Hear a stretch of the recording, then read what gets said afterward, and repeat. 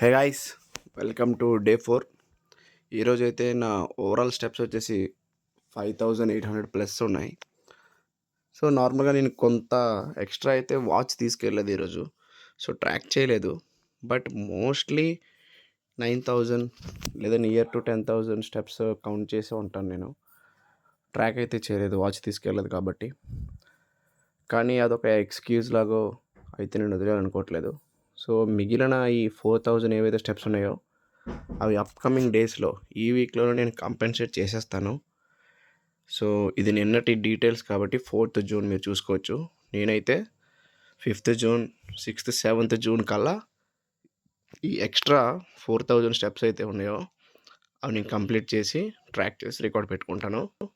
మళ్ళీ మీకు చెప్పినట్టే 4th జూన్ నుంచి క్యాలరీస్ అన్ని కౌంట్ చేస్తానని చెప్పాను కదా.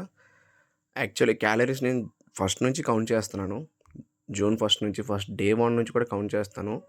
మనం 4th నుంచి ఏంటంటే డైట్ అనుకున్నాం కాబట్టి, దీక్ష అయిపోయింది, మా అమ్మ వాళ్ళ దీక్ష అయిపోయిన తర్వాత డైట్ అనుకున్నాం కాబట్టి అదైతే నేను చేయలేనేమో అనుకుంటున్నాను గాయస్. ఎందుకు చేయలేంటే అది నాకు ఒక ఫైనాన్షియల్ బర్డెన్ ఉంది.